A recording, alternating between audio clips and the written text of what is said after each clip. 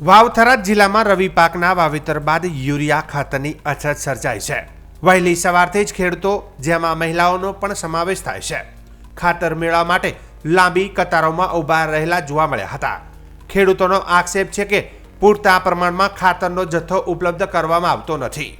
ખેડૂતોએ જીરું, એરંડા, મેથી અને રાયડા જેવા રવિ પાકોનું વાવેતર કર્યું છે, જેને હાલ ખાતરની તાતી જરૂર છે। ડિસેમ્બરના મધ્યમાં પાકને યુરિયા અને ડીએપી ખાતર ન મળવાના કારણે પાક પીળો પડી રહ્યો છે અને તેનો વિકાસ અટકી ગયો છે। ખેડૂતોના જણાવ્યા અનુસાર નવેમ્બરમાં વાવેતર કર્યા બાદ વરસાદ ઓછો પડવાને કારણે ચોમાસું નિષ્ફળ ગયું હતું। આ વર્ષે ખાવા માટે અનાજ અને પશુઓ માટે ઘાસચારાની પણ અછત છે, જેના કારણે ખાતરની અછત તેમની મુશ્કેલીઓમાં વધારો કરી રહી છે।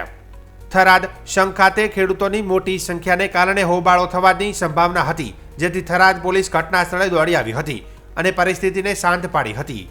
ખેડૂતો લાંબા સમય સુધી લાઇનમાં ઊભા રહ્યા હોવા છતાં ખાતર ન મળતા નારાજગી જોવા મળી હતી। આમ તો છે ને 12મા મહિનાની આ લગભગ તારીખ 15 થઈ છે, બરોબર, 15 તારીખ। આમ તો અમે 11મા મહિનામાં વાવેતર કર્યું ત્યારથી અમારે પહેલો તો વરાપ્યું નહોતું અને ચોમાસું નિષ્ફળ ગયું હતું।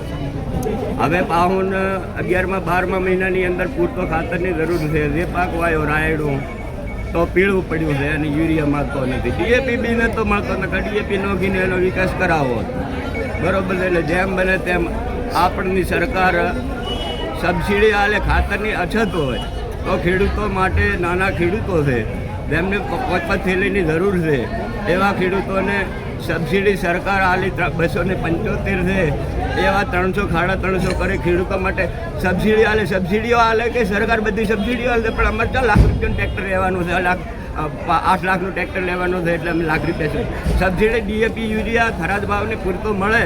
અને આ વર્ષમાં પૂરી તકલીફ છે, ખાવાને દોણા નથી, બરોબર, પશુઓને ઘાસ નથી, બરોબર છે।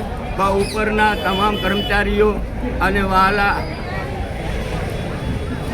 વિજય પામેલા સાહેબોને વિનંતી કરવામાં આવે છે કે આવી ખેડૂતોની હેરાનગતિ ન થાય અને બધાને સમયસર ખાતર, ડીએપી, યુરિયા મળી રહે, ટાઈમસર પાણી આવે અને ઉત્પાદન વધે।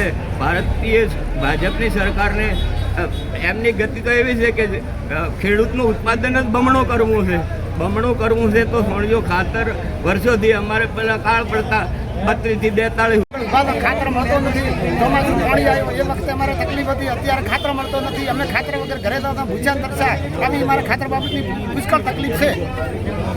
શું માગણી છે તમારી? અમારી ખાતર મળવા જોઈએ અમને ખેડૂતોને, એ મારી માગણી છે દરેકને। અમે ખાતર માટે ખૂબ હેરાન થતા, ભૂખ્યા તરસ્યા બેઠા હતા અહીંયા આવી। અઠવાડિયું જો અમે, મારું નામ નાઈક ગગનભાઈ કોહળા મલુપુર।